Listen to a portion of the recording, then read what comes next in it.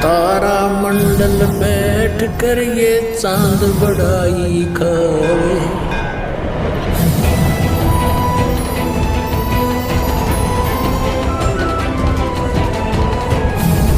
उदय भया जब सूरज का स्यों तारों छुप जावे।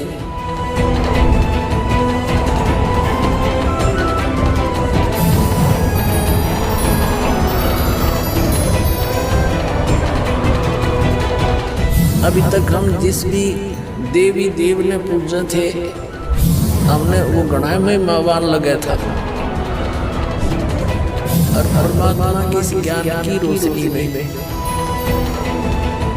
अब ये सभी ज्ञान ऐसे छुप जाएंगे, ऐसे निष्क्रिय हो जाएंगे, निरस्त हो जाएंगे, जैसे रात्रि के समय तारा मंडल के अंदर आकाश में चंद्रमा सुशोभित होता है और सबसे ज्यादा प्रकाश युक्त नजर आता है। जब सूर्य उदय हो जाता है, वो रहता विद्यमान है पर उसका अस्तित्व नहीं रहता, हमारे लिए उसकी आवश्यकता नहीं रहती उस समय। तो अब ये सूर्य का उदय हो रहा है। अभी तो ये समझ लो वो देसी भाषा में झोड़ बोला सा ही है, यानी थोड़ा सा वो सूर्य उदय होने से थोड़ा सा पहले रोशनी होती है। अभी तो इतना हुआ है यो।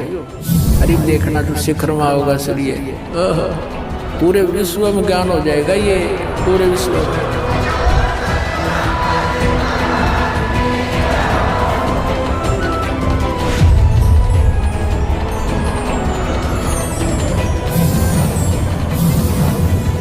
कबीर नौमन सूत उलझिया, ये ऋषि रहे झकमार, सतगुरु ऐसा सुलझा दे, उलझे न दूजी बार। नमस्कार दर्शकों, इस चौपाई का अर्थ है कि काल प्रेरित नकली धर्मगुरुओं द्वारा आध्यात्मिक ज्ञान को चाहे कितना ही क्यों ना उलझा दिया गया हो, सतगुरु उस उलझे हुए आध्यात्मिक ज्ञान को इतना सरल कर देता है कि दोबारा उस सुलझे ज्ञान को कोई उलझा नहीं सकता। और दर्शकों, आज संत रामपाल जी महाराज जी ने वेद आदि शास्त्रों से आध्यात्मिक ज्ञान को इतना सरल कर दिया है कि आज हर कोई इस बात को स्वीकार कर रहा है कि कबीर इज गॉड।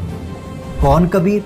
वही कबीर जो 600 वर्ष पहले 120 वर्ष काशी में जुलाहे की भूमिका करके चले गए। अब वो धर्मगुरु जो कई वर्षों से पीढ़ी दर पीढ़ी जनता को ये ज्ञान बता रहे थे कि ब्रह्मा विष्णु महेश भगवती और गणेश यही पूर्ण परमात्मा है, यानी पूर्ण परमात्मा का स्वरूप है और इन्हीं की पूजा करने से मोक्ष प्राप्त होता है।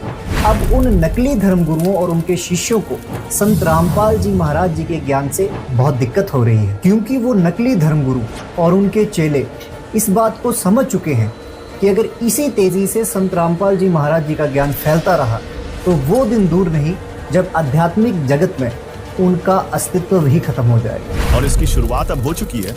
एक सज्जन पुरुष है बिंद्राज राव, उन्होंने कुछ दिन पहले अपने चैनल पर एक वीडियो डाला है जिसमें उन्होंने हिंदुस्तान में बरसाती मेढकों की तरह उपज रहे कथावाचकों का झूठ पकड़ा और अपने यूट्यूब चैनल पर उसको डाला। वीडियो का टाइटल दिया है, ऐसे कथावाचकों का लोगों ने मजाक बना दिया है। ऊपर से रामपाल महाराज ने भी खूब धोया, जिसमें उन्होंने संत रामपाल जी महाराज के ज्ञान से नकली पाखंडी संतों का तुलनात्मक तरीके से जनता को सच का आईना दिखाने का काम किया है।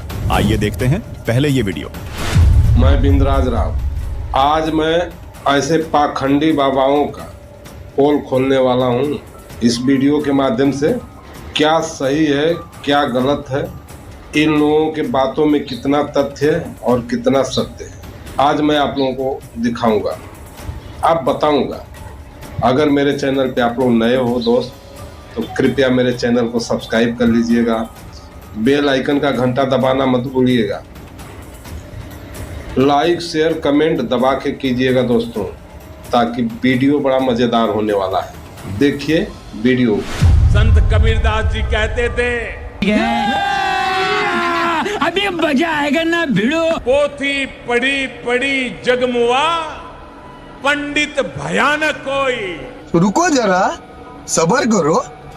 भगवान शिव अविनाशी हैं और हमारा मत कहता है कि शंकर जी और भगवान विष्णु जी दोनों एक ही हैं।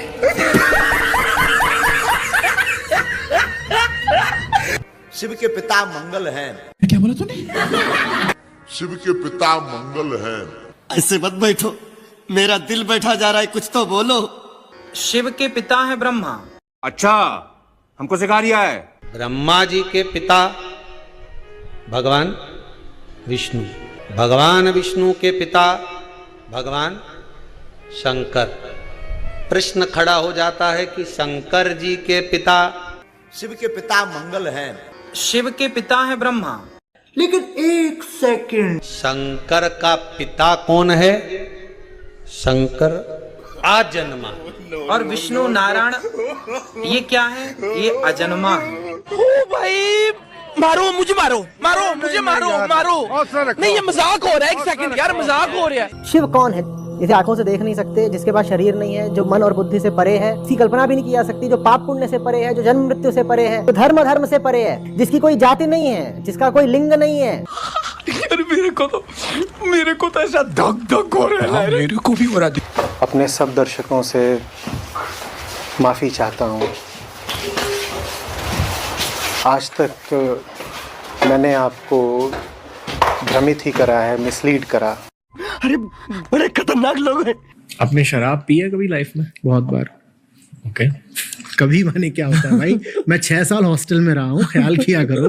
मैं 6 साल हॉस्टल में रह के कोई शराब नहीं पिएगा। देख तो कैसा। हॉस्टल से निकलने के बाद भी कभी अगर ऐसा कोई बहुत खास मौका पड़ी गया, 5-7 लोग बैठे हुए हैं और वहाँ बियर वगैरह खुली हुई है, तो मैंने इनकार नहीं किया। न मैंने कभी शुरू करी, न मैंने कहीं बंद करी। अरे क्या करूं मैं इसका? क्या करूं इसका? क्या करूं? मार भी नहीं सकता। शिव को स्वयंभू के रूप में जाना जाता है। स्वयंभू यानी स्वनिर्मित। उन्होंने खुद ही अपना सृजन किया है। कोई पिता नहीं, कोई माता नहीं, एक आत्मनिर्मित प्राणी। इस आयाम को इस तरह इसलिए प्रकट किया जाता है क्योंकि अरे कहना क्या चाहते हो? वो आदि योगी हैं। ये मत समझो शिव कोई व्यक्ति है, ये नहीं समझना है। ये कहीं बैठा रहा, वहाँ 15,000 साल पहले ध्यान में बैठा रहा कोई व्यक्ति, ऐसे बोलने वाले कुछ जानते ही नहीं इसके बारे में, ना शास्त्र जानते ना अनुभव में जानते इस बात को। अच्छा, शिव कोई व्यक्ति है ही नहीं, इसीलिए वो अरूप। शिव का कोई रूप नहीं है। शिव का कोई रूप नहीं है। यही नहीं, अभी और सुनिए। उसमें शिव ने आधा शिव आधा विष्णु के रूप में उन्होंने दर्शन दिया भक्तों को। कितने तेजस्वी लोग हैं हमारे पास, कितने शानदार विचार रखते हैं जी। कोई आपको प्रश्न करे जगत किसने निर्माण किया, तो आप गौरव से कह सकते हैं भगवान शिव ने। ये जीव का पिता कौन है? भगवान शिव है। तू आ गया क्या? हमारा जन्मदाता कौन है? भगवान शिव है। इस बात का कोई विरोध नहीं कर सकते ना। बहुत तेज हो रहा है, बहुत तेज हो रहा। श्री कृष्ण हमारे पति हैं, बाबा भोलेनाथ और माँ पार्वती हमारे माता पिता हैं। ये सीधा सा बात समझ लो। समझ में आ गई बात? नहीं। मैं रामकृष्ण का पुजारी हूँ, मेरी धमनियों में है। अल्लाह माफ करे, बहुत मनुष्य लग रहे हो, मत करो, रहने दो, बहुत बुरे लग रहे हो। रामकृष्ण के पिता का नाम पता चलता है। कल कोई पूछ रहा था यहाँ पर पर्ची भेज के शंकर जी के पिता का नाम क्या है? शंकर जी के पिता का नाम शंकर ही है। महादेव के पिता महादेव ही है, और कोई नहीं।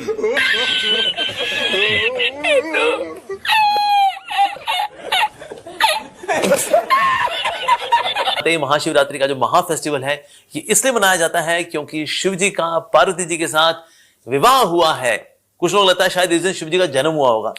शिव जी तो अजन्मे हैं, अविनाशी हैं, दिव्य हैं, तो इसीलिए उनका जन्म नहीं होता। वाह वाह विजय जी, कांग्रेचुलेशन, कांग्रेचुलेशन। पुराणों में शंकर जी को पूर्ण ब्रह्म माना है, वेदों ने भी माना है। फेंको, फेंको अपनी पूरी शक्ति के साथ फेंको।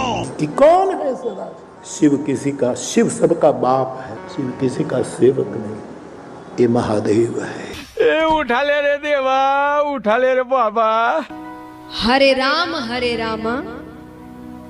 रामा राम हरे हरे, हरे कृष्णा कृष्णा कृष्णा हरे हरे। सिर्फ इसी नाम जप से भगवान मिल जाएंगे। और लेकिन एक सेकंड, मैं ओम का मंत्र का ओम और ओम नमः शिवाय, ये तो मैं हमेशा इनसे जुड़ी रहती हूँ। इन्हीं का जाप सबसे ज्यादा हो रहा है। जाप नहीं तो मन में भी चलता रहता है। वाह दीदी, वाह दीदी, नहीं दीदी, वाह दीदी, दीदी, दीदी। देवादिदेव महादेव शिव जी हैं। तो शिव जी को परम वैष्णव के रूप में माना गया है, परंतु एक प्रकार से शिव जी देवताओं की कैटेगरी में नहीं आते हैं। गजब बेइज्जती है। एक प्रकार से शिव जी देवताओं की कैटेगरी में नहीं आते हैं। जैसे परम वैष्णव आचार्य भगवान शिव हैं, उनके चरण पकड़ लो, उनको क्या करना है वो सर्वज्ञ हैं, सब ज्ञान है। ये फंस गया सीएम। राम बोलो, कृष्ण बोलो, हरि बोलो, शिव बोलो, काली बोलो, काली उनका अवतार, कृष्ण उनका अवतार, राम उनका अवतार, हमें कोई परेशानी नहीं। एक महात्मा कहते थे भाई तीन देवता हैं ब्रह्मा विष्णु महेश, कोई कही ही दे कि भाई इन तीनों में अधिक महत्व किसका माने, तो कहते हैं एक ही कथा गंगा अवतरण की कथा से चिंतन कर लो। क्या चिंतन करो? बोले एक ने चरण धोया और एक ने उस धोए हुए चरण को सिर पर धारण किया और तीसरे ने अपना चरण धुलाया। अब यही तय कर लो कौन श्रेष्ठ है। एक ने चरण धोया, किसने? बोले ब्रह्मा ने, और धोने के बाद उस चरण को दूसरे ने अपने सिर पर रख लिया, कृतकृत्य हो गया। वो कौन? बोले भगवान शिव। और धुला किसका गया? भगवान नारायण। भगवान नारायण ही परम तत्व, परम श्रेष्ठ है। यही नहीं, अभी और सुनिए। कोई कहता है ब्रह्मा जी श्रेष्ठ हैं, कोई कहता है भगवान शिव श्रेष्ठ हैं, कोई कहता है नारायण श्रेष्ठ हैं।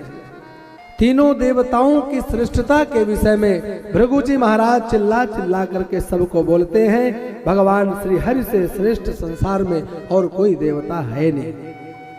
लेकिन एक सेकंड, शिव पुराण बारंबार कहता है कि जो शिव में नारायण में ब्रह्मा में भेद करता है वो 100 जन्म, हजार जन्म भक्ति करते रह जाए, छाया का भी दर्शन नहीं होने वाला।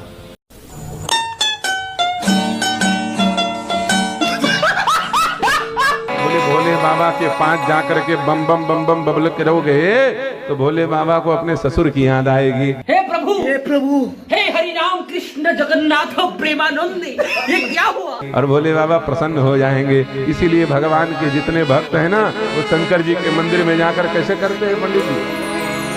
हाँ, ये बम बम बम बम जो बोलते हैं ना, बम बम बम बम बम बम बम बम। जैसे सूर्य को जल चढ़ाया जाता है और गायत्री मंत्र अगर पढ़ दिया जाता है तो उससे तो बहुत ही लाभ मिलते हैं, क्योंकि गायत्री मंत्र के एक शब्द पढ़ने से 1.5 लाख तरंगे आपके शरीर से प्रवाहित होती हैं। ये तो लेटेस्ट न्यूज़ है। यही नहीं, अभी और सुनिए। तो मैं एक ऐसा मंत्र बता रहा हूं जिसके करने से तुम्हारे जीवन में जितनी भी समस्याएं हैं सब चली जाएंगी, सफलता तुम्हारे चरणों को छुएगी।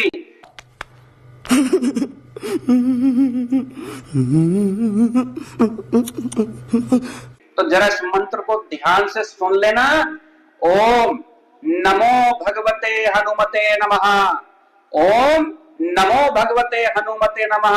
सुबह 108 बार माला में जाप करना है, संध्या में इसका जाप करना है। ऐसा हो ही नहीं सकता कि तुम्हें जीवन में सफलता ना मिले। चुप हो जा, सातवीं फेल, चुप हो जा। चलो भाई देखो अब मैं क्या करता हूँ। तो दोस्तों, आप लोगों ने देखा वीडियो पाखंडी बाबाओं का, कैसे मूर्ख बना रहे हैं। पब्लिक मूर्ख है, पब्लिक ना समझ है, कुछ भी बोल देंगे, कुछ भी कह देंगे। पब्लिक तार्किक है महाराज जी। आइए अब संत रामपाल जी महाराज की एक वीडियो देखते हैं जिसमें इससे भी बड़ा खुलासा किया है। भाई मोती मुक्ता दर्शत नाही, ये जग है सब अंदरे, दिखत के तो नैन चसम इनका मोतिया बंदरे, दिखत के तो नैन चसम इनका मोतिया बंदरे। के दिखे थे विद्वान, संस्कृत भाषा खूब बोलते थे, चारों वेदों को चतुर्वेदी कहलाते थे, घोट लेते थे। और कहते ये दिखत के तो नैन तस्वीन का फिरा मोतिया बंदरे, ये दिखे विद्वान महर्षि मंडलेश्वर सारे वेदों को कंठस्थ कर रखा। ये तो ऐसे हैं जैसे किसी का मोतिया बिंद हो जाता है तो उसकी आंखें स्वस्थ दिखाई देती हैं और उसने दिखता कती नहीं। तो ये निपट अंधे थे, इनको ज्ञान नहीं था, भक्ति अज्ञान रूपी मोतिया बिंद इनके हुआ था। दास कोई भिखारी नहीं था, परमात्मा का दिया हुआ 2 रोटी भी थी। जूनियर इंजीनियर की नौकरी करता था, सेठ नहीं था तो भूखा भी नहीं रहता था। लेकिन मालिक का आदेश हुआ और परमात्मा का आदेश सिरोधार्य हुआ। इसके बाद इस कार्य का प्रारंभ मालिक ने करवा, दास कर रहा है। तो यहाँ ऐसा कुछ नहीं है। यदि यहाँ आओगे सारी बुराई छोड़नी पड़ेगी, नहीं तो यहाँ आने की कोई आवश्यकता नहीं। पुण्यात्मा जीव से नहीं छूटेगी बुराई, परमात्मा आपका साथ देगा, अवश्य देगा। आप देखना, आपको बीड़ी से तंबाकू से दूसरा पीवेगा तो भी नफरत हो जाएगी, आपको इतनी कृपा हो जाएगी परमात्मा की। आपको नुकसान करने लग जाएगा फिर वो तंबाकू, आप छुओ भी नहीं। अब प्रसंग चल रहा है कि प्रेम की पवन करे चितमंदन धल कहते नयारे। अब प्रेम की पवन जब परमात्मा के सही आपके ऊपर रगड़े लगेंगे ज्ञान के, अब प्रेम की पवन के फिर दान करोगे, फिर अंतःकरण साफ हो जाएगा, आप में प्यार जागृत होगा। जो साधना आप अन्य कर रहे थे उनसे प्यार जागृत नहीं होता, बल्कि द्वेष हो रहा है। जितने भी संत हैं आपस में यूं, आप किसी तो कर ले, कितने मंडलेश्वर कदे आपने इकट्ठे बैठे देखे होते। ये जिनके चैनल चले हैं, चैनल टीवी चैनलों पर ये रोज दुनिया में प्रचार करते हैं, ये इकट्ठे होंगे लड़े। संत रामपाल जी महाराज का ये वचन 100% सत्य है, आप स्वयं देखिए। भागवत जी के 8वें स्कंद के 10वें अध्याय में लोग कहते हैं भागवत जी में राधा का नाम नहीं है, राधा का नाम नहीं है। ये लोग गलत कहते हैं, जो भी कहता है गलत कहते हैं। लिखा हुआ है, मैं आपको श्लोक दिखा रहा हूँ। भागवत जी के 8वें स्कंद के 10वें अध्याय में श्लोक नंबर 40 है, लिखा है उद्यतायुध दौरदंडई राधावंतो भटान मृधे। राधावंतो लिखा, स्पष्ट लिखा गुरुजी। ऐसा है, नाश मत करिए। आधावंत है, आधावंत में दौड़ते हुए या संधि हो गई है गुरुजी। नहीं नहीं, ये गलत बात है। आप जो है आयुधों को लेकर के आधावंत। गुरुजी गुरुजी गुरुजी गुरुजी गुरुजी, हम तो आपकी दास हैं, मत कीजिए ना। हमारे गुरुजी कहते हैं ना ना गुरुजी, इसका अर्थ तो सुन लीजिए, इसका अर्थ तो सुन लीजिए। आप जब राधा बता रहे हो, सुनिए सुनिए गुरुजी, इसका अर्थ है राधावंतो भटान मृदेश का अर्थ गुरुजी ने बताया हमें। गुरुजी ने, हमारे गुरुजी, कोई गुरुजी नहीं बता सकता। हमारे गुरुजी कहते हैं बिल्कुल नहीं बना सकते, क्योंकि जब आप राधा बनाओगे तो सर्गे कहाँ जाएंगी गुरुजी? ही गुरुजी, गुरुजी कहते हैं गुरु शब्द है। अब चलिए रुको जरा, सबर करो। शंकर स्वयं केसरी नंदन कहा गया, आवाज कर शंकर सुवन कहा जा रहा है। सुवन का अर्थ होता है बेटे। शिव जी के 2 ही तो बेटे थे, गणपति और कार्तिकेय। समाज में जो जिनको पढ़ना लिखना कुछ है नहीं, जिनको कुछ पढ़ना लिखना नहीं, केवल पैसे से लेना देना है, वो क्या समझेंगे इसको? संत का अर्थ होता है जो भारतीय संस्कृत का पूरा बेचता हो। अब मुझको लगभग 1.5 लाख पृष्ठ कंठस्थ है भारतीय संस्कृति के। तो आज तो संतों को बस पैसे से ही लेना देना, टका धर्म टका कर्म टका परम तप। तो क्या समझेंगे आप बताओ? शंकर स्वयं और केसरी नंदन, केसरी नंदन का अर्थ क्या हुआ? फिर केसरी स्वयं भी कहना पड़ेगा। फिर शंकर सुवन का मतलब क्या होता है? शंकर पुत्र। अरे विवाद क्यों चल रहा है? जो मूल पाठ है परंपरा से प्राप्त उसको मानिए। अब विद्या का कोई दुरुपयोग करे तो उसको मत मानिए, कोई भी क्यों ना हो। यही नहीं, अभी और सुनिए। भगवान कृष्ण की 16,108 रानियों में कहीं राधा जी का नाम है क्या? अरे बोलो जम के, नहीं है। भगवान कृष्ण की 16,108 रानी में राधा का नाम नहीं है, और राधा के पति में कृष्ण का नाम नहीं है। राधा जी के पति का नाम क्या है? अरे बोलो जम के। अभी तो बोले थे हमारे श्रेणी जी और सब लोग बोलते थे कि हमारे यहाँ भागवत हुई, तो बताओ राधा जी के पति का नाम क्या है? क्या नाम है राधा जी के पति का? अनय घोष। क्या नाम है राधा के पति का? अनय घोष। राधा जी की सास का नाम था जटिला, ननन का नाम था कुटिला। राधा जी का विवाह हुआ था ग्राम छाता। कहां की रहने वाली थी राधा? जम के बोलो। है बरसाना। पक्के में बरसाने की राधा नहीं थी, राधा जी थी रावल गांव की। बरसाने में तो राधा जी के पिताजी की कचेरी थी, जिसमें राधा वर्ष में एक बार कचेरी पर जाती थी, इसलिए उसका नाम है बरसाना, वर्ष में एक बार आना, उसको कहते बरसाना, जहां राधा जी के पिता की कचेरी थी। कल हमको एक क्लिप दिखाई गई किसी भागवत प्रवक्ता की, वो लाडली जी के विषय में बोल रहा है कि राधा ऐसा राधा ऐसा। 4 श्लोक पढ़ लिए, भागवत प्रवक्ता बन गए। कभी बैठे हो संतों के चरणों में? कभी किसी महापुरुष की चरण रज का सेवन करके बात करते तो तुम्हारी अशुद्ध वार्ता ऐसी वाणी से नहीं निकलती। चर्चा की जाती है प्रभु की, प्रभु में अनुराग प्रकट करने के लिए, स्वयं में, और जो सुने उसको भगवान में श्रद्धा हो जाए, प्रियाजू में श्रद्धा हो जाए। जो हमारी लाडली जी के विषय में एक भी बात नहीं जानता, वो लाडली जी के विषय में बोलने का अधिकार क्या जानता है लाडली जी के विषय में? पब्लिक तार्किक है महाराज जी। मैं ये कहना चाहती हूँ कि जब आप लोग ही भ्रमित हैं तो आप लोग हमें कैसे रास्ता दिखा सकते हैं? कोई कह रहा है, एक सेकंड, कोई कह रहा है राधा जी की शादी हुई है, और कोई कह रहा है राधा जी की शादी नहीं हुई है, कोई कह रहा है किसी के साथ हुई है, कोई कह रहा है मामा के साथ हो गई। तो भाई हाँ बिल्कुल पढ़ते हैं। तो एक नहीं, मुझे एक बात बताइए, आप लोगों के सबके शास्त्र अलग अलग हैं क्या? क्या चीज?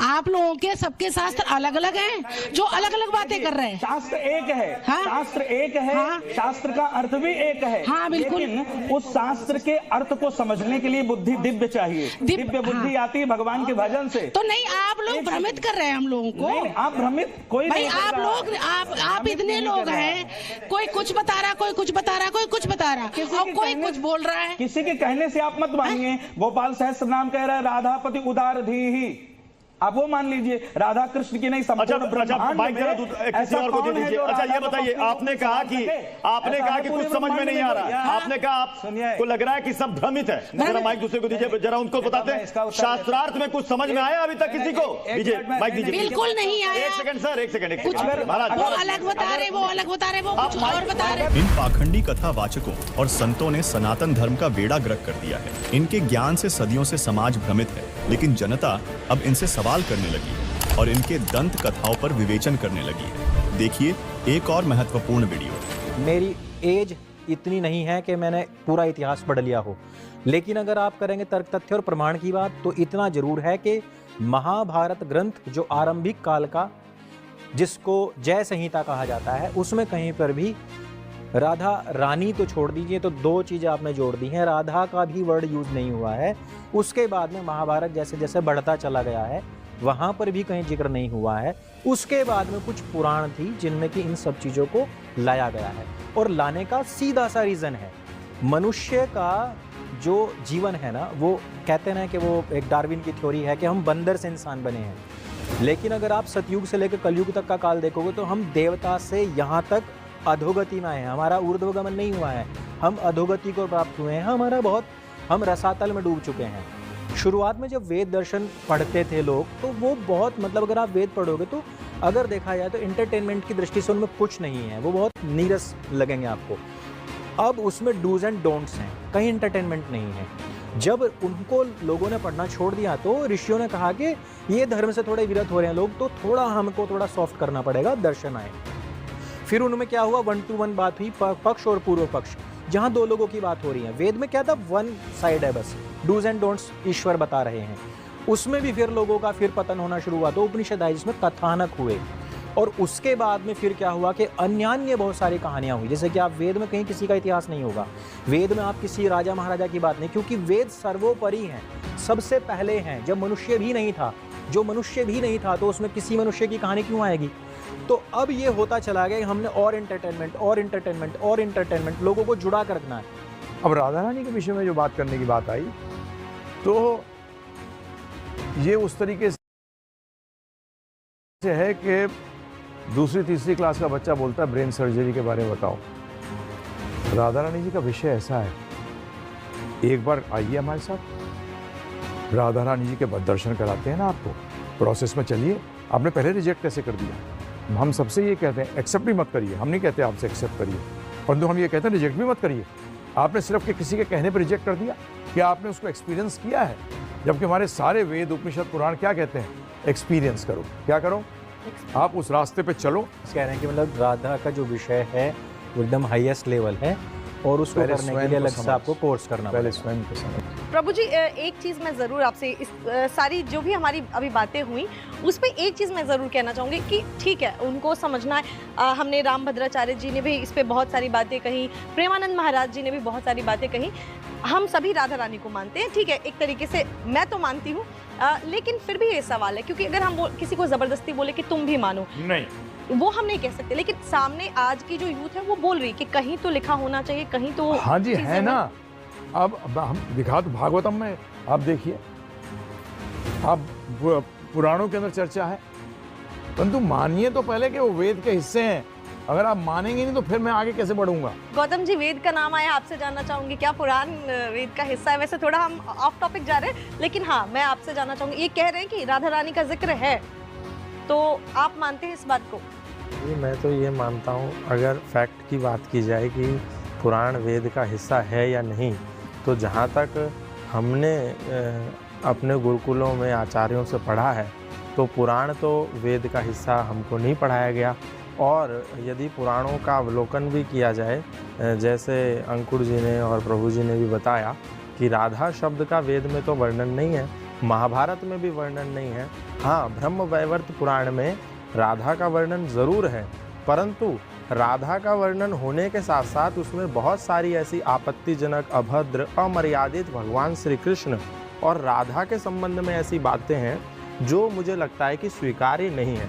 और जितनी भी पुराणे हैं, जितनी भी अलग अलग पुराण हैं, उसमें बहुत सी ऐसी बातें हैं जो मानवीयता की दृष्टि से स्वीकार्य नहीं है और इतना कॉन्ट्रडिक्शन है। यदि हम शिव पुराण उठा करके देखें तो उसमें शिव जी का तो महिमा मंडन है, परंतु उसमें भगवान श्री कृष्ण और विष्णु का एक दास स्वरूप दिखाया। भागवत पुराण उठा करके देखें तो भगवान श्री कृष्ण को ही सुपर गॉड और बाकी सब सेमी गॉड। तो ये जो कॉन्ट्राडिक्शन है, मैं समझता हूँ कि ये साफ दिखाया जाता, इससे प्रतीत होता है कि भगवान श्री कृष्ण अपने आप में एक बहुत ऊंचा श्रेष्ठ व्यक्तित्व है जो हम सब के लिए अनुसरण करने के योग्य है। वो हम सब के लिए एक आइडियल है कि हम उनकी भगवत गीता को पढ़ें, भगवत गीता को सुने, जिस भगवत गीता को भगवान श्री कृष्ण ने अर्जुन को माध्यम बना करके हम सबको दिया, ताकि हम उस भगवत गीता को जीवन में धारण करके अपने जीवन को उत्कृष्ट शिखर पर पहुंचाएं। वो भगवान श्री कृष्ण का यदि कोई दोहन करेगा चरित्र का, तो मैं तो ऐसी पुस्तक को मानता नहीं हूँ। दूसरी बात जो आपने कही वेद का हिस्सा है, तो मैं किसी भी ऐसी पुस्तक को वेद का हिस्सा नहीं मान सकता जो पुस्तक हमारे पूर्वजों का, हमारे श्रेष्ठ आदर्शों का, हमारे देवता पुरुषों का, हमारी देवीय शक्तियों का, हमारे देव तुल्य पूजनीय लोगों के चरित्र का दोहन कोई भी यदि पुस्तक करेगी तो मैं उस पुस्तक को नहीं मानूंगा। हाँ, हो सकता है कि उसमें बहुत सारी अच्छी बातें हों, लेकिन अगर उसमें कुछ गलत है तो मैं ये ज़रूर मानूंगा कि वो कालांतर पर मिलावट कर दी गई है जो हमारे लिए स्वीकार नहीं है। मैं एक प्रश्न कर सकता हूँ? जी जरूर जरूर। मैं एक बार बात पूरी कर लूँ। दूसरी बात जो आपने कही वेद का हिस्सा, उसको हम नहीं मानते। ऋग्वेद, यजुर्वेद, सामवेद। हम का मतलब? हम जैसे अब आपने बोला निम्बारकाचार्य, ये वाले आचार्य, वो वाले, तो वो सब आपने हो सकता है अपनी कंफर्ट के हिसाब से कि जो हमारे ब्रज के आचार्य हैं या जो हमारी वैष्णव नहीं हो, तो साउथ इंडिया से आए सारे चारों के चारों वैष्णव हैं वो। एक मिनट में अपनी बात फिर आप खुल के। हाँ, तो जो आपकी वैष्णव परंपरा के हैं वो ही केवल आचार्य हैं, और जो वैदिक परंपरा और जो वेद की परंपरा के हैं वो आचार्य को हम नहीं मानेंगे। तो ये ठीक है, आपका अपना मत हो सकता है, मैं आपका सम्मान करता हूँ। दूसरी बात आपने क्या बोली थी? राधा के विषय में ही कि जिक्र है या नहीं है, क्या ये काल्पनिक नाम है? बहुत सारे लोग ये भी कह रहे हैं कि काल्पनिक नाम है। प्रभु जी ऐसे भी लाइन्स आए हैं। तो दूसरी बात मैं कहता हूँ, हाँ, कोई देवीय स्वरूप मान करके उनकी आराधना करता है, उपासना करता है, साधना करता है, तो वहाँ तक ठीक है। परंतु यदि कोई संत, एक ऐसे संत जिनको आज पूरा देश आदर्श मानता है, जिनके पास बड़े बड़े अधिकारी, बड़े बड़े राजनेता, बड़े बड़े फिल्म एक्टर्स, बड़े बड़े क्रिकेटर्स, बड़े बड़े वकील जाकर के नतमस्तक होते हैं, उनकी शालीनता को देख करके, उनके प्रेम को देख करके, उनके व्यक्तित्व और उनकी करुणा को देख करके, वो यदि किसी एक XYZ कथावाचक के किसी टिप्पणी से इतना आक्रोशित हो जाए कि भस्म हो जाएगा, ये हो जाएगा, वो हो जाएगा, तो मैं समझता हूँ ये उनको शोभा नहीं देता। उनने अगर कह भी दिया सो कह दिया, लेकिन वो ये बोले इस बात के बाद प्रतिक्रिया उन्होंने दी कि हमारी राधा रानी के बगल में कृष्ण पीकदानी लेकर के खड़े रहते हैं। तो ये तो मतलब आपने राधा जी को, ठीक है मैं राधा जी का सम्मान करता हूँ, मैं भी उनको नतमस्तक होता हूँ, परंतु उनको अपग्रेड करने के लिए आपने कृष्ण को क्या दिखाया कि वो तो पीकदानी, मतलब कृष्ण एक कटोरा लेकर के खड़े हैं और उसमें राधा रानी फूंक रही हैं, ये आपने डिग्रेड कर दिया भगवान श्री कृष्ण को। इससे मैं सहमत नहीं। दूसरा, बहुत सारे हमारे कथावाचक ऐसे हैं जो कि राधा रानी के पीछे लट्टू रहते हैं, भगवान श्री कृष्ण उनको एक झलक पाने के लिए उनके पीछे कायल रहते हैं। तो ये वाला वर्जन जो है ये ठीक नहीं है। हाँ, आप देवता स्वरूप मानिए तो ठीक है, लेकिन आप उनके कैरेक्टर को यदि खराब करके प्रदर्शित करेंगे, उसको गलत तरीके से प्रस्तुत करेंगे, तो फिर ये जो है स्वीकार्य नहीं होगा। तीसरी बात मैं इसमें एक ऐड करना चाहता हूँ कि ये इस तरीके से चलिए ठीक है, कोई फैक्ट नहीं है अगर पुस्तकों में, तो भी हम देवता की दृष्टि से उनको मान सकते हैं। दर्शकों, जनता तो जागरूक होने लगी है, इन पाखंडी गुरुओं से सवाल करने लगी है, लेकिन एक सवाल और है कि इन धर्म गुरुओं का आपस में इतना विरोधाभास क्यों? क्योंकि सारे के मार्ग न्यारे न्यारे, कोई कुछ कह रहा है, कोई कुछ बता रहा है, कोई कुछ कह रहा है, वो उसकी निंदा कर रहा है, उसकी वो सचमुच निंदा कर रहे हैं और दास केवल यथार्थ बता रहा है। तो साधु संत इकट्ठे होने चाहिए, अगर वो संत है एक दूसरे से विरोध नहीं होना चाहिए उनको, और सब ने मिलकर, मान लीजिए दास जो ज्ञान बता रहा है और किसी को इस पर आपत्ति है, वैसे तो आपत्ति दास छोड़ता है को नहीं, क्योंकि साथ लालटेन दिखा देता है ये टॉर्च कि आप ये बोल रहे हो श्रीमान जी, आपकी ये पुस्तक है, आपने लिखा है और हमारे वेद ये बता रहे, तो उसकी जुबान पर टेप लग जाती है, वो बोल सकता नहीं, हिल सकता नहीं, फिर वो बकवाद करता है, वो तो गुड्डा है, झूठा है, उसकी बातें मत सुनना है, वो तो निंदा करता है, और क्या बोलेगा, फिर यही बोलेगा। अरे एक बात तो बता दो, तेरी निंदा करी हो, तुझे गुंडा कहा हो, तू चोर कहा हो या ठग कहा हो, तेरे ज्ञान मत रोटी ढूंढी है, वो वेदों से कंपेयर की है, सदग्रंथों से कंपेयर, इतना किया दास ने। दर्शकों, संत रामपाल जी महाराज ने भारत के शीर्ष धर्मगुरुओं को इनके आपस में इस तरह के झगड़े को खत्म करने के लिए तथा आम जन मानस भक्ति और भगवान के नाम पर संशय मुक्त होकर भक्ति की सत्य राह पर चलकर मोक्ष प्राप्त कर सकें, इस उद्देश्य से वर्षों से इन धर्मगुरुओं को ज्ञान चर्चा के लिए आमंत्रित करते हुए आए हैं, लेकिन आज तक कोई भी संत रामपाल जी महाराज का सामना नहीं कर सका है। देखिए ये वीडियो।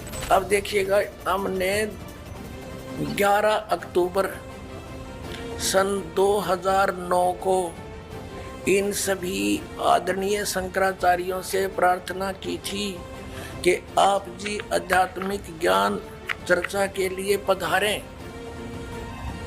लेकिन ये अपने आप को शायद महान समझते हैं और अपनी बेइज्जती समझी होगी रामपाल से गोष्ठीकरण में, लेकिन उस तरह नहीं तो इस तरह कर दिया हमने तो इनकी हिंदी।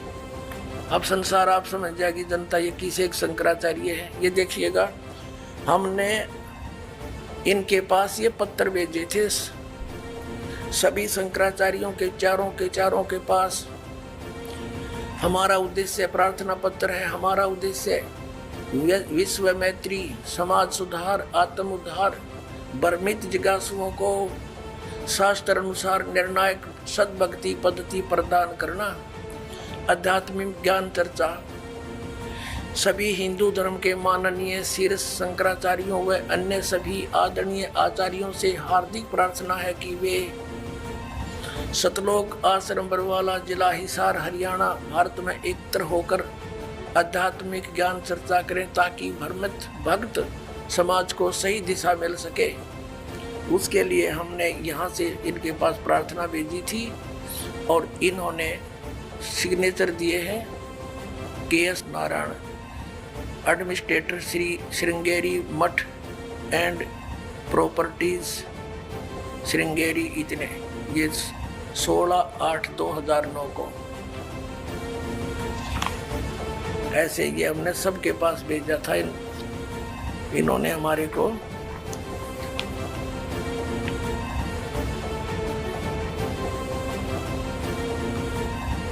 ये पत्र प्राप्त किया। प्रेमचंद्र उपाध्याय प्रबंधक ज्योतिष मठ, ज्योतिष आचार्य ज्योतिष मठ उसको। तो इस तरह हमने बाई हैंड ले जाके बाई रजिस्ट्री करवा के और वो दिन रखा था और 2 चैनलों के माध्यम से करना था। देखिएगा इन्हीं पत्रों में है ये, इन्हीं पत्रों में ये है, यहाँ पर लिखा है।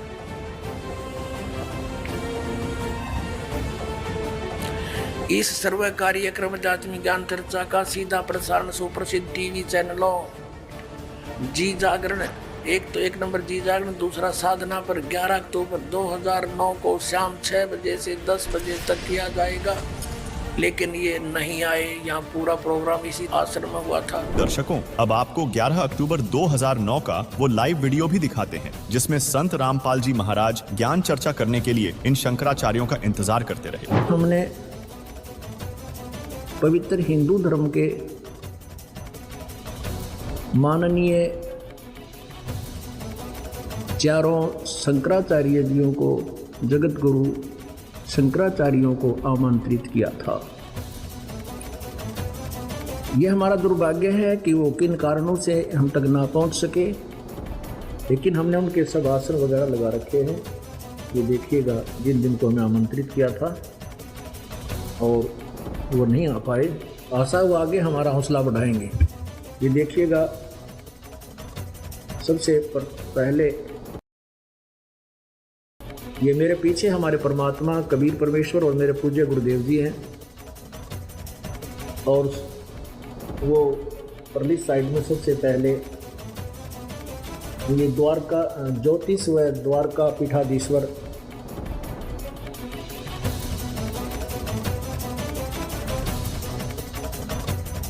ये है ज्योतिष व द्वारका पीठाधीश्वर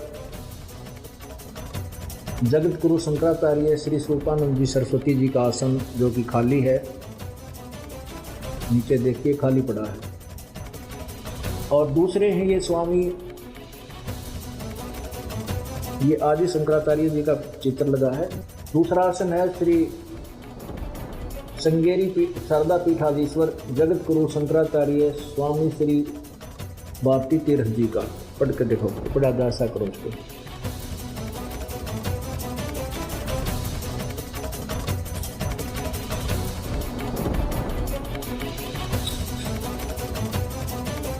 ये पढ़ा जा रहा है, नीचे को देखो, नीचे वाला नीचे आसन जो इनका लगा है। हमने इन सभी का पहले से तैयारी कर रखी थी। हमारा दुर्भाग्य है कि महापुरुष नहीं आ पाए। और देखो ये, और तीसरा है ये श्री शंकराचार्य जी निचलानंद सरस्वती जी।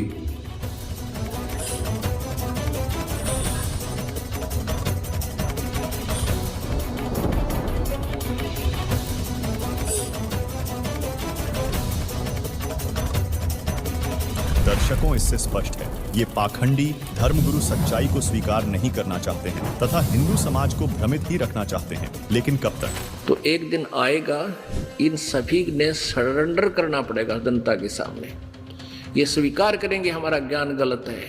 अगर ये संत होंगे, ये तत्व ज्ञान, ये मूल ज्ञान कबीर जी ने अभी तक छुपाने का आदेश दे रखा था और लाख दुआई कर रखी थी। धर्मदास तो लाख दुआई, ये तत्व ज्ञान, ये मूल ज्ञान की तबार न जाए।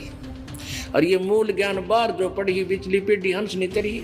अगर ये ज्ञान आम कबीर पंथी को भी होता और उसके पास नाम देने का अधिकार नहीं होता, तो हम कैसे समझाते कि हम ठीक बता रहे हैं, वो गलत बता रहे हैं।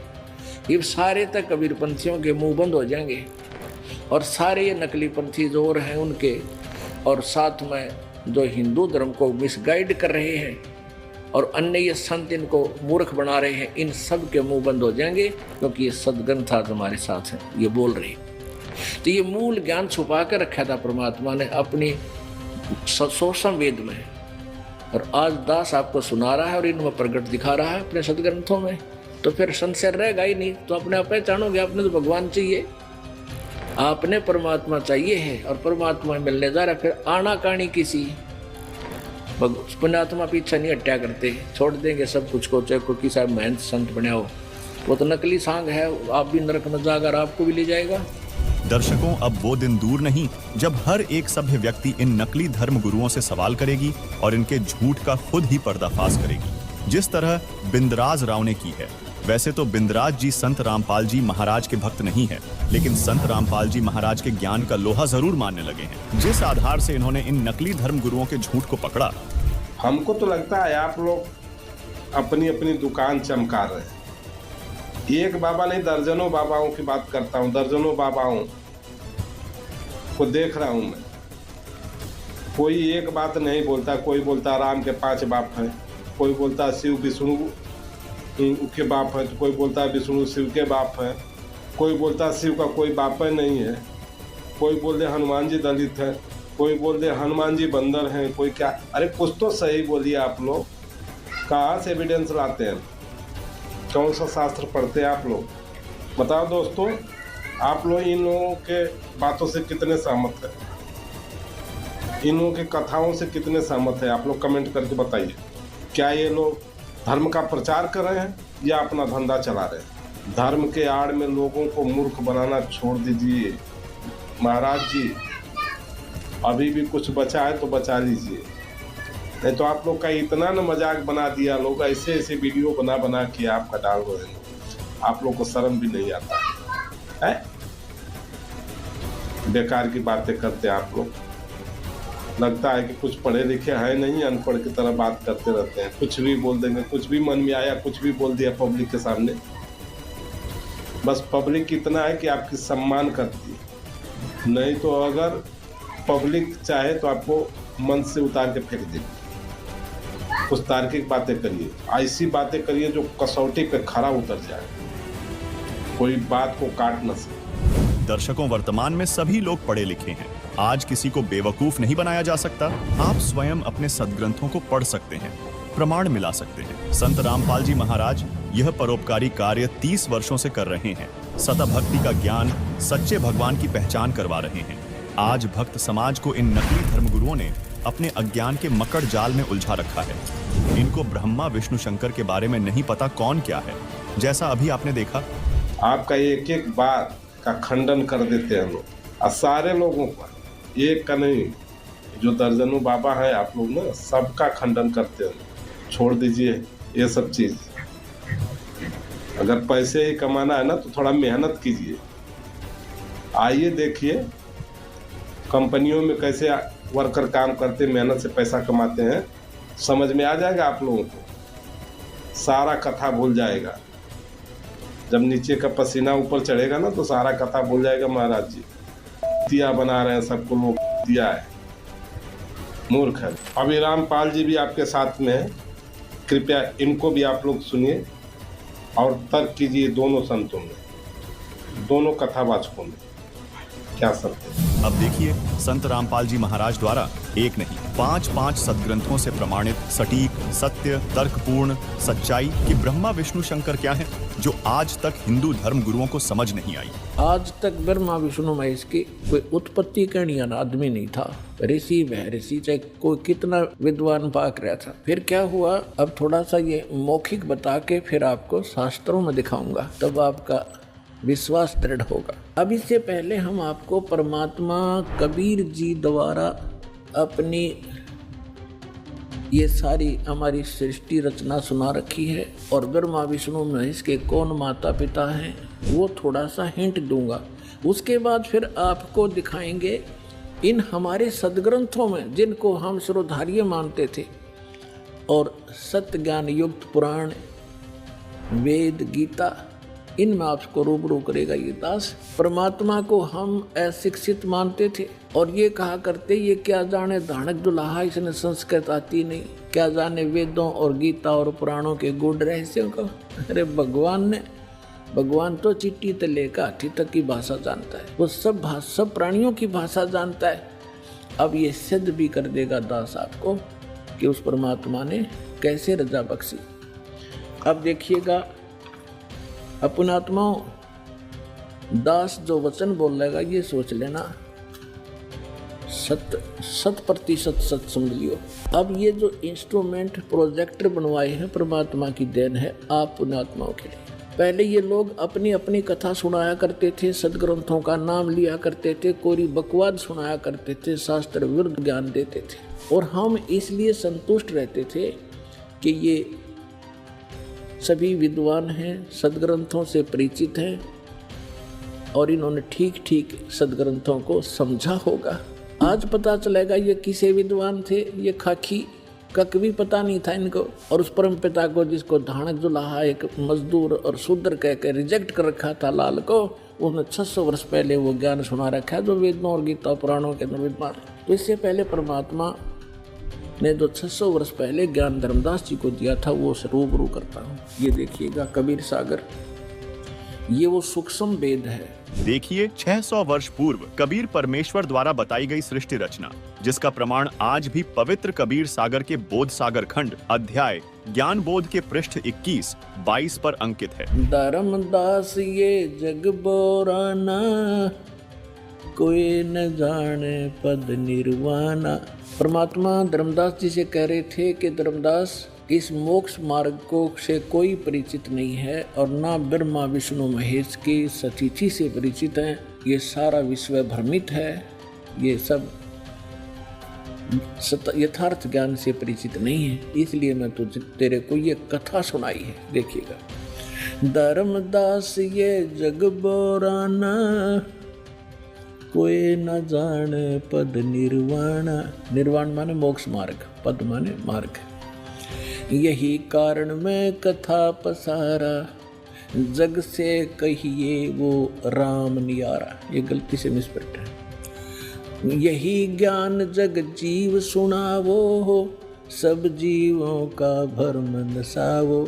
अब मैं तुमसे कहूँ चताई, त्रिदेवन की उत्पत्ति बाई। होय होय। इन तीनों देवताओं का उत्पत्ति बताता हूँ तेरे को, जिनको तुम अजर अमर माना करते थे। इनके कोई माता पिता नहीं, ये सर्वेश्वर हैं, ये अजर अमर हैं। अब तुम्हें सुनाता हूँ इन तीनों देवताओं की उत्पत्ति। अब मैं तुमसे कहूँ चिताई, त्रिदेवन की उत्पत्ति भाई।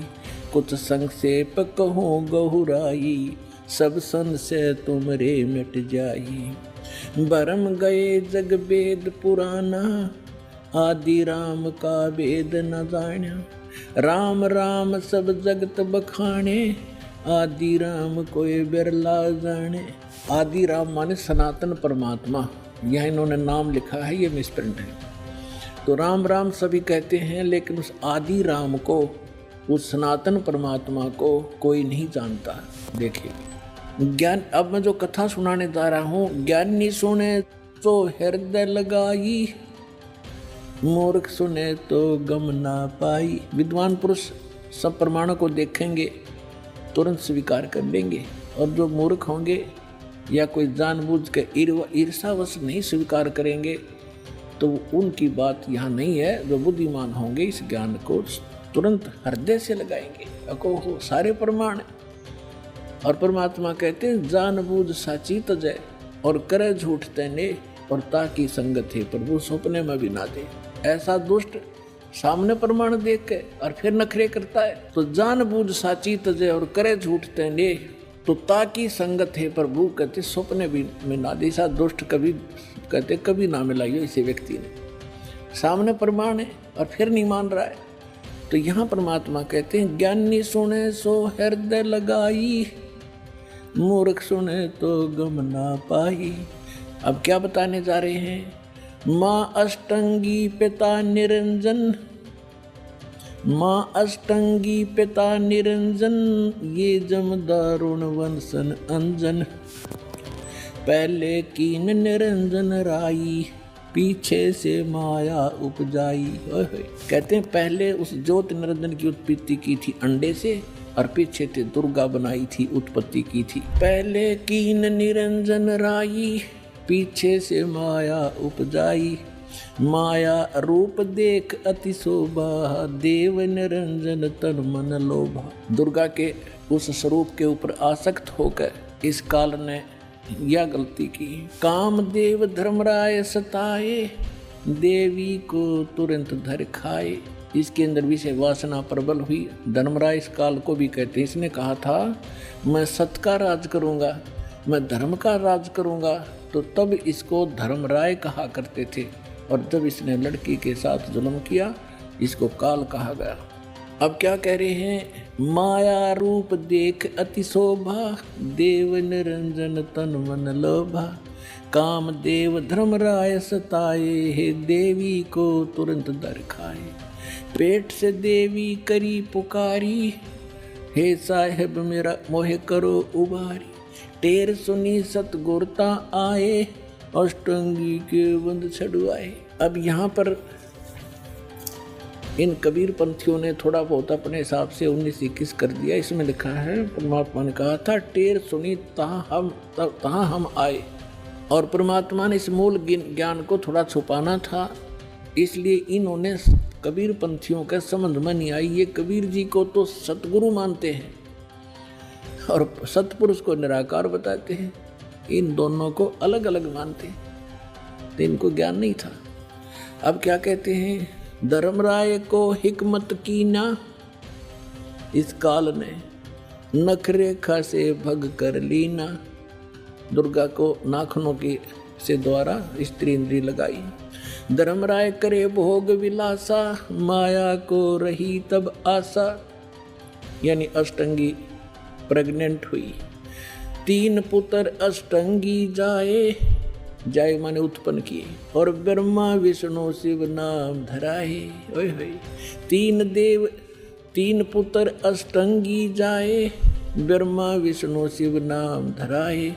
3 देव विस्तार चलावे, इनमें ये जग धोखा खावे। पुरुष गम कैसे कोई पावे, काल निरंजन जग भरमावे। पुरुष माने परमात्मा, सतपुरुष की गम माने उसकी जानकारी कैसे कोई पावे, ये काल सबको भ्रमित रखता है अज्ञान के द्वारा। पुरुष गम कैसे कोई पावे, काल निरंजन जग भरमावे। 3 लोक अपने सुत दीना, सुन निरंजन वासालीना। 3 लोक अपने पुत्रों को देके सुन में ये स्वयं वास करता है। अलख निरंजन सुन ठिकाना, ब्रह्मा विष्णु शिव भेद न जाना। 3 देव सो उसको धावे, निरंजन का वे पार न पावे। अलख निरंजन बड़ा बटपारा, 3 लोक जीव करे आहारा। ब्रह्मा विष्णु शिव नहीं बचाए, सकल खाए पुन दूर उड़ाए। 3 के सुत हैं तीनों देवा, अंदर जीव करते हैं सेवा। ओए होए अपनात्माओं, परमात्मा कहते हैं ये तत्व ज्ञानहीन अंधे प्राणी इस काल के पुत्रों ब्रह्मा विष्णु में इसकी पूजा करते हैं। 3 के सुत हैं ये तीनों देवा, ये अंदर जीव करते हैं सेवा। इस काल के पुत्रों को अजरो अमर जान के इन्हीं पर आश्रित रहे। और परमात्मा कहा करते 3 देव की जो करते भक्ति, उनकी कदे ना होवे मुक्ति। तो उस समय इतना विरोध हुआ था भगवान का, परमात्मा के साथ जो सितम ढाए थे इन दुष्टों ने। आज कलेजा मुँह को आजा, वो कथा कभी कभी सुनाएंगे आपको रह रह कर। पहले दास चाहता है कि आपको ज्ञान से परिपूर्ण करें, फिर उसके बाद आप सारी बातों को जो भी दास मुख से बोलेगा सारी सच्ची मानोगे और वो सत्य ही होंगी। 3 के सुत हैं तीनों देवा, ये अंदर जीव करते हैं सेवा। सेवा माने पूजा। इनके 3 यानी उन दोनों के, काल और दुर्गा के पुत्र हैं ये तीनों देव, और ये तत्व ज्ञानहीन प्राणी इनकी पूजा करते हैं। अकाल पुरुष का हो नहीं चीन्या, काल पाए सभी गए लीन्या। तीन देव और असुर अवतारा, ताको भजय सकल संसारा। ब्रह्मा विष्णु महेश और इन्हीं के अवतार राम और कृष्ण को ये सारा संसार उन्हीं को भजता है, उन्हीं की पूजा करता है। तीन गुणों का यह विस्तारा, धर्मदास में कहूँ पुकारा। गुण तीनों की भक्ति में ये भूल पड़ो संसार। कहे कबीर निज नाम बिन कैसे उतर पारे। अपने आत्माओं परमात्मा ने एक वचन इसमें बोला है, गुण तीनों की भक्ति में ये भूल पड़ो संसार।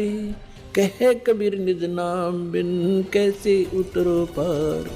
दर्शकों, अभी आपने कबीर परमेश्वर द्वारा बताई गई सृष्टि रचना के विषय में कबीर सागर में देखा व सुना कि ज्योति निरंजन, काल और दुर्गा के संयोग से ब्रह्मा, विष्णु, शिव की उत्पत्ति हुई। यानी ब्रह्मा, विष्णु, शिव के माता पिता दुर्गा और काल हैं। दर्शकों, इसमें कबीर जी ने कहा है कि गुण तीनों की भक्ति में भूल पड़ो संसार। कहें कबीर निज नाम बिन कैसे उतरो पार। तो चलिए आपको ब्रह्मा, विष्णु, शिव के जन्म के अन्य प्रमाण दिखाने से पहले इन तीन गुणों के बारे में बताते हैं, जिससे आपको सद्ग्रंथों को समझना आसान हो जाएगा। देखिए, ये तीन गुण क्या है? ये तीन गुण कौन है? रजगुण ब्रह्मा, सतगुण विष्णु, तमगुण शिव जी। ये देखिएगा मार्कंडेय पुराण। गीता प्रेस गोरखपुर से प्रकाशित संक्षिप्त मार्कंडेय पुराण के अध्याय 25 में लिखा है कि रजोगुण प्रधान ब्रह्मा, तमोगुण प्रधान रुद्र यानी शिव और सत्व प्रधान यानी सतोगुण प्रधान विश्वपालक विष्णु हैं। ये ही तीन देवता हैं और ये ही तीन गुण हैं। और थोड़ा सा पक्का कर दूं, ये देखिएगा, ये है श्रीमद् देवी भागवत। देखिए, खेमराज श्री कृष्ण दास प्रकाशन, बंबई से प्रकाशित श्रीमद् देवी भागवत भाग 1 के तीसरे स्कंध के अध्याय 5 श्लोक 8 में भगवान शंकर बोले, हे मात, यदि हमारे ऊपर आप दयायुक्त हो तो मुझे तमोगुण क्यों बनाया? कमल से उत्पन्न ब्रह्मा को रजोगुण किस लिए बनाया तथा विष्णु को सतगुण क्यों बनाया? दर्शकों, नीचे संस्कृत को भी देखें, जिसमें स्पष्ट लिखा है, यदि दयार्द्रमणा न सदामबिके कथमहं विहितः च तमोगुणः कमल जश्च रजोगुण संभव सुविहितः किमु सत्वगुणो हरे। इति सिद्धम रजगुण ब्रह्मा, सतगुण विष्णु, तमगुण शिव जी। दर्शकों, मार्कंडेय पुराण और श्रीमद् देवी भागवत के इस उल्लेख से यह स्पष्ट होता है कि तीन गुण यानी रजगुण ब्रह्मा जी, सतगुण विष्णु जी और तमगुण शिव जी हैं। चलिए अब आपको इन तीनों देवताओं के जन्म का अन्य प्रमाण भी दिखाते हैं, जो कि कबीर परमेश्वर ने 600 वर्ष पूर्व पंडित सर्वानंद जी को बताया था। देखिए, और इसको परमात्मा को कबीर साहब को अशिक्षित कहा करते, शूद्र कहा करते, ये धानक, ये जुलाहा, क्या जाने सदग्रंथों के गूढ़ रहस्यों को। और परमात्मा ने वो अमृत वचन बोल रखे हैं, इतने गूढ़ शब्द बोल रखे हैं, ये नकली नहीं समझ सके उस परमात्मा के गूढ़ रहस्यों को। और परमात्मा सारे गूढ़ रहस्यों से परिचित थे। सर्वानंद ने कहा कि कबीर बोल क्या प्रश्न करेगा। परमेश्वर ने कहा कि कौन ब्रह्मा का पिता है, कौन विष्णु की माँ, शंकर का दादा कौन है, पंडित जी दियो बता। ब्रह्मा विष्णु महेश के माता पिता कौन है, इनका दादा कौन है। अब सर्वानंद की बुद्धि तो वहीं टिकी हुई थी, ये सर्वेश्वर है, महेश्वर है, इनके कोई माता पिता नहीं है। आप ऐसी कह रहे हो, इनके कोई माता पिता नहीं। अब परमेश्वर ने कहा कि आप देवी भागवत तीसरा स्कंद निकालो। देखिएगा, श्री देवी भागवत यानी देवी पुराण, सचित्र मोटा टाइप। श्रीमद् देवी भागवत के तीसरे स्कंद अध्याय 4 से 5 को, जिसमें श्री विष्णु जी देवी दुर्गा की स्तुति करते हुए कहते हैं, तुम शुद्ध स्वरूपा हो, यह सारा संसार तुम्ही से उद्भासित हो रहा है। मैं विष्णु, ब्रह्मा और शंकर, हम सभी तुम्हारी कृपा से ही विद्यमान हैं। हमारा आविर्भाव अर्थात जन्म और तिरोभाव अर्थात मृत्यु हुआ करता है, अर्थात हम तीनों देव नाशवान हैं। केवल तुम ही नित्य हो, जगत जननी हो, प्रकृति देवी हो। दर्शकों, यहाँ प्रकृति शब्द याद रखिएगा, क्योंकि दुर्गा जी को ही प्रकृति कहा जाता है। जब हम आपको श्रीमद् भगवद गीता अध्याय 14 श्लोक 3, 4, 5 से ब्रह्मा, विष्णु, शिव की उत्पत्ति के विषय में बताएंगे, तो यह प्रकृति शब्द काम में आएगा। दर्शकों, श्रीमद् देवी भागवत के इसी लेख में आगे भगवान शंकर बोले, देवी, यदि महाभाग विष्णु तुम्ही से प्रकट हुए हैं, तो उनके बाद उत्पन्न होने वाले ब्रह्मा भी तुम्हारे ही बालक हुए। फिर मैं तमोगुणी लीला करने वाला शंकर क्या तुम्हारी संतान नहीं हुआ? अर्थात मुझे भी उत्पन्न करने वाली तुम ही हो। शिवे, संपूर्ण संसार की सृष्टि करने में तुम बड़ी चतुर हो। इस संसार की सृष्टि, स्थिति और संहार में तुम्हारे गुण सदा समर्थ हैं। उन्हीं तीनों गुणों से उत्पन्न हम ब्रह्मा, विष्णु एवं शंकर नियमानुसार कार्य में तत्पर रहते हैं। अब पंडित जी तो साथ ले रहा था, सारे पोथे निकाल कर देख लिया, पढ़ भी लिया। उसको मालूम था कि सामने जो श्रोता है ये सब अशिक्षित, और कह दिया कि झूठ बोलता है, इसमें कुछ नहीं है। परमेश्वर ने कहा कि रुद्र संहिता के अंदर देखिएगा, ब्रह्मा, विष्णु और शिव जी की उत्पत्ति दिखाते हैं आपको, आप देखिएगा। तो उसने देखा जो मालिक ने बताया। अब आप देखिए पुण्यात्मा, तो अभी तक ये सारा वर्बली बकवास चल रही थी। अब दास ने जब इस मिशन को स्टार्ट किया तो आम भक्त हमारे भक्तों से कहता था, वो कैसा टीचर है, पुस्तक पढ़ पढ़ के सुनाता है, अपना अनुभव बताना चाहिए। सदग्रंथों से अलग जो अनुभव अपना बताता है वो शास्त्र विरुद्ध है, वो बिल्कुल यूजलेस है। ये हमारा सिलेबस है। हम सिलेबस तो बाद में देखा दास को, ने तो उस मूल ज्ञान से, जो परमात्मा का ज्ञान था, उसके आधार से भक्ति शुरू की थी। इन सदग्रंथों को बाद में देखा है, ये यूं का यूं मिला। तो आपको दृढ़ करने के लिए और आपको सच्चाई से परिचित कराने के लिए ये सदग्रंथ दिखा रहा हूं। मुझे नहीं जरूरत थी इनकी। जैसे एक अंधा था, अंधेरे में लालटेन लिए जा रहा था, आगे से बच्चे आ रहे थे उछल कूद करते हुए। उसने कहा, बच्चों देखना, देखना बच्चों, मैं अंधा हूं, बेटा ध्यान से चलना, मैं अंधा हूं, देखना, मुझसे न टकराना। अब बच्चों ने आकर देखा कि आदमी अंधा बतावे और लालटेन हाथ में ले रहा, टॉर्च या लालटेन लैंप। उन्होंने चारों तरफ से घेर के कहा, बाबा सचमुच आप अंधे हो? कहाँ बेटा, अंधा हूं मैं। फिर लालटेन किस लिए ले रखी है? कि तुम आंखों वालों के लिए, कहीं मेरे से टकरा कर वो डेग दे ना तोड़ दो। आपके लिए है, ताकि इस रोशनी में तुम्हें पता लग जाए कोई बूढ़ा व्यक्ति आ रहा है, साइड से निकल जाओ, मुझसे टकराओ नहीं, मैं अपने इसलिए आपके लिए लिए हुए हूँ। तो दास तो इस ज्ञान को पहले सुना रहा था सन 1994 से लेकर सन 2000 तक। वर्बली जो मालिक ने ज्ञान दिया था यही सुना रहा था। ये ब्रह्मा विष्णु महेश नासवान है, इनकी जन्म मृत्यु होती है। ये इष्ट रूप में पूज्य नहीं है, लेकिन अनादरणीय नहीं है। लेकिन दास के सामने समस्या थी कि इस बात को, दास की वर्बली इस कहानी को कोई नहीं सुनेगा हिंदू, और विरोध खूब होगा। तो अर्ज करी थी दाता ने कि आपका ज्ञान सत्य है दाता, कभी गलत नहीं हो सकता। यदि इन सदग्रंथों में मिल जाए, वेद, गीता और पुराणों में, तो आपके बच्चे आपको पहचानने में देर नहीं लाओगे। ऐसी प्रेरणा की परमात्मा ने 2001 में गीता उठा के देखी, जो का तू ज्ञान पाया। क्योंकि परमात्मा ने कहा था अपनी वाणी में कि वेद मेरा भेद है, मैं ना मिलूं वेदन के माही, पर जौन वेद से मैं मिलूं वो वेद जानते रहे। तो इसके आधार से जब सब सदग्रंथ देखे तो जो का तो ज्ञान मिला।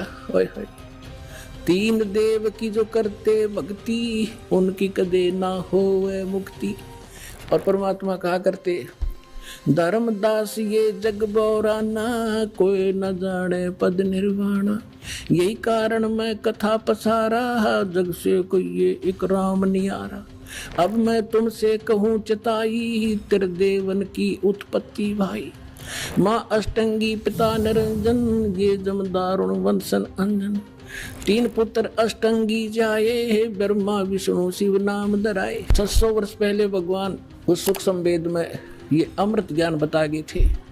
लेकिन उस समय इतना विरोध किया था इन नकली संतों मंडलेश्वरों ने, परमात्मा के साथ कहर तो ले थे। वो सारी लीला धीरे धीरे सुनाएंगे आपको। आज वही ज्ञान हमारे पुराण बता रहे हैं कि ब्रह्मा विष्णु महेश के माता पिता हैं, दुर्गा इनकी माता है, ये ज्योत स्वरूपी निरंजन, ये काल इनका पिता है।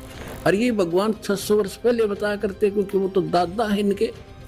दादा तो बाप की भी डेट ऑफ बर्थ बता और पोत्या की भी बता दे, तो पहले बता कर जा रहे थे।